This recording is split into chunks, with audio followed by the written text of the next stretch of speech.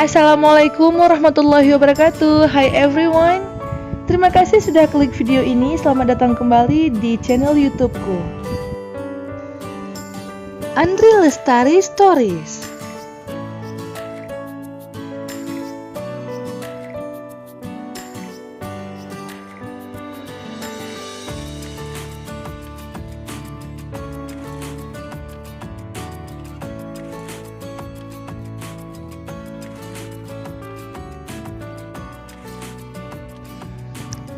Mohon dukungannya selalu teman-teman semua dengan cara klik subscribe, like, komen, share, serta jangan lupa tekan tanda loncengnya agar notifikasi terbaru muncul di ponsel kamu. Cerbung Berbagi Suami, Bab 26, Permohonan Maaf. Aku harus bagaimana ini? Ya Tuhan, lelaki itu pasti kesambat penghuni pantai ini. Buktinya, semenjak kami tiba di sini, dia jauh berubah. Biasanya sangar, sekarang malah sering membuat hatiku berdebar. Hadi, please, pindah. Jangan duduk di dekatku begitu. Jantungku berdetak tak keruan ini. Jangan sampai dia mendengarkannya. Nadia, aku tahu kamu belum tidur. Jika malam ini aku meminta secara baik-baik, maukah kamu memberikannya? Menunaikan tugasmu sebagai istri, menyempurnakan separuh agamamu bersamaku. Aduh, hatiku, tolong, ini pasti mimpi. Au, sakit. Cubitanku di paha terasa sekali. Berarti bukan mimpi. Terus, aku harus bagaimana dong? Mau tidak? Hadi masih saja menggangguku. Sama sekali dia tidak beranjak dari pinggir ranjang. Kenapa aku tahu? Karena selimutku tertahan, tak bisa ditarik ke atas. Lelaki itu mendudukinya. Aku sudah tidur, jangan ganggu. Gerutuku pelan. Ku baik-baikkan suaraku agar tak terdengar panik. Padahal, dalam hati, jangan tanya. Umi. Ternyata kamu juga punya kelebihan lain yang selama ini aku tidak tahu. Bisa ngomong meski sudah tidur. Kenapa pula aku menyahutinya tadi? Kan ketahuan kalau aku sedang berpura-pura. Buka matamu. Terpaksa aku membuka mata secara perlahan. Ternyata suasana kamar sudah temaram. Kamu mau ngapain dekat-dekat? Terus, kenapa lampunya dimatikan semua? Akhirnya aku tidak bisa menutupi lagi rasa panik yang kian mendera. Aku takut jika kejadian malam itu kembali terulang. Rasa sakit yang diciptakan Hadi masih berbekas. Malam ini, dengan penuh kesadaran, aku memintamu untuk melayaniku. Maukah kamu, Nadia? Aku bangkit dan duduk sedikit menjauh dari Hadi. Tubuhku menggigil. Rasa takut yang menyelimuti tidaklah kubuat-buat. Mendekati usia 1 tahun pernikahan, malam ini terasa seperti malam pertama yang belum pernah kami lalui bersama. Dia memintaku dengan baik-baik. Seharusnya sudah kewajibanku untuk mengiyakan, memadu kasih seperti pasangan lain pada umumnya. Namun, aku merasa takut. Bayangan kekerasan yang Hadi lakukan saat awal melakukannya melintas tanpa diminta. Saat ia memaksakan tanpa mempedulikanku, sudah siap atau belum. Aku takut. Jawabku keluh. Kenapa? Sesuatu terjadi? Tanyanya lembut. Aku belum bisa. Maaf. Apa karena malam itu? Dia menebak dengan tepat. Aku terdiam, menundukkan pandangan menatap selimut yang masih menutupi sebagian tubuhku. Tiba-tiba tangan Hadi terjulur, menyentuh daguku dan mengangkatnya, membuat mata kami saling bersirobok. Tatapan itu tidak aku mengerti artinya, tatapan yang tidak pernah kulihat selama ini. Biasanya dia akan menatapku dengan sinis dan tajam. lebih sering melirikku dengan ekor matanya yang menusuk dan menyebalkan. Aku minta maaf. Mulai malam ini, aku tidak akan pernah menyakitimu lagi.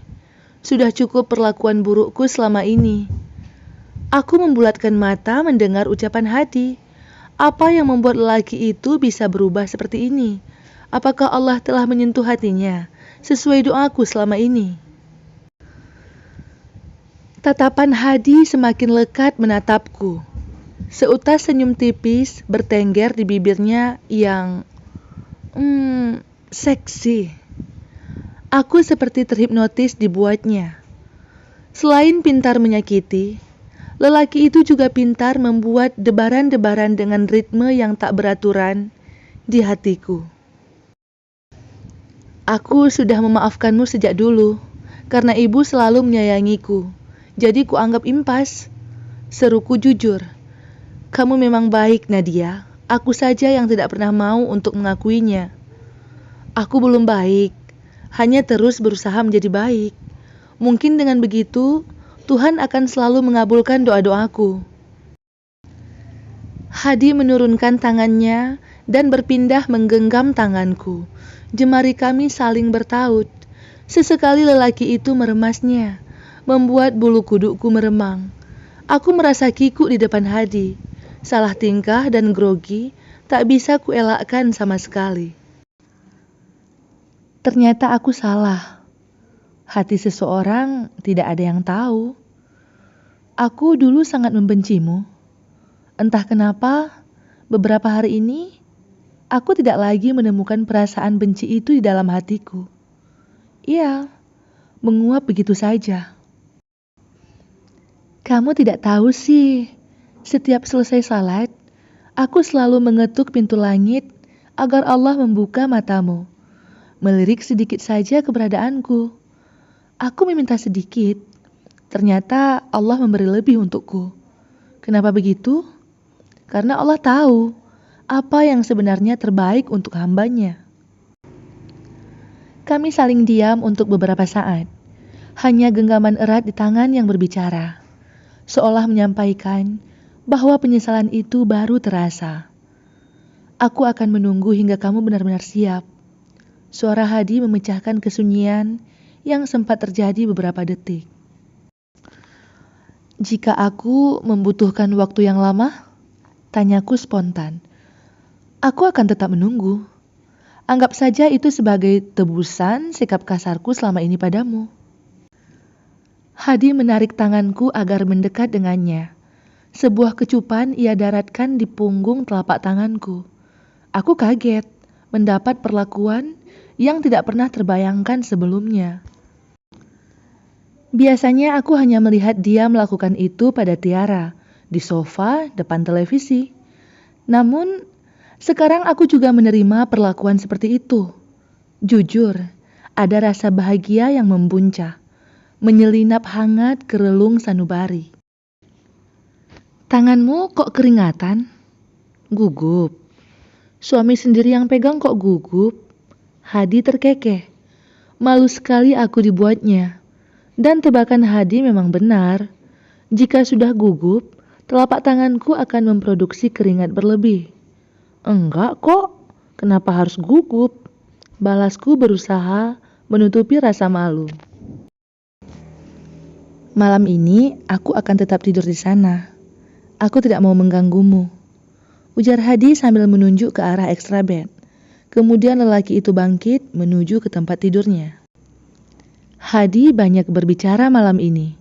Dia bercerita hingga larut malam. Aku sudah terkantuk-kantuk sebenarnya. Namun, karena jarang-jarang terjadi, aku merasa antusias dan memilih mendengarkan tanpa banyak menyela. Hingga akhirnya, Hadi memutuskan cerita karena melihatku tak henti menguap. Ya sudah, sampai besok. Tukas lelaki itu. Aku pun bersiap-siap untuk tidur tanpa melepaskan pakaian lengkap. Tak ada komentar dari Hadi. Lelaki itu juga sudah menarik selimut menutupi tubuhnya. Setengah jam berlalu. Aku tak bisa tidur entah karena apa. Sebenarnya sedikit was-was akan Hadi. Aku takut Jika ia terbangun tiba-tiba, dia kembali menyerangku seperti kejadian malam itu. Untuk memastikannya, aku pun beranjak dari tempat tidur. Ingin memastikan jika Hadi benar-benar sudah terlelap. Perlahan aku berjingkat, mendekati tempat tidurnya. Bisa kulihat mata lelaki itu sudah terpejam rapat. Selimut tebal menutupi tubuhnya, hanya menyisakan wajah serta kepala yang terlihat. Aku menggerak-gerakkan tangan kananku naik turun di depan wajahnya. Hingga beberapa kali. Aman. Dia sudah tidur dan aku bernapas lega. Segera kubalikkan badan, ingin kembali ke tempat tidur. Namun, tanpa kusangka-sangka, Hadi menarik sebelah tanganku. Tak bisa mengelak, aku jatuh terjerembab tepat ke atas tubuh lelaki itu. Aku sangat kaget dan berusaha berdiri. Akan tetapi sebelah tangan Hadi menahan tubuhku. Pinggangku direngkuh kuat sekali. Beberapa kali aku menggeliat berusaha melepaskan diri. Bukannya lepas, gerakanku malah menambah mendekatkan wajah satu sama lain. Kepanikan mulai menjalar di tubuhku. Kenapa aku ceroboh sekali? Kamu ngapain? Suara Hadi terdengar serak disertai embusan napas yang memburu.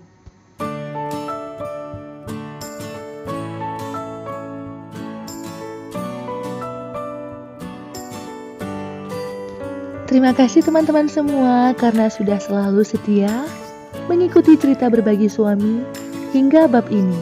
Sampai ketemu lagi di bab selanjutnya. Terima kasih. Wassalamualaikum warahmatullahi wabarakatuh.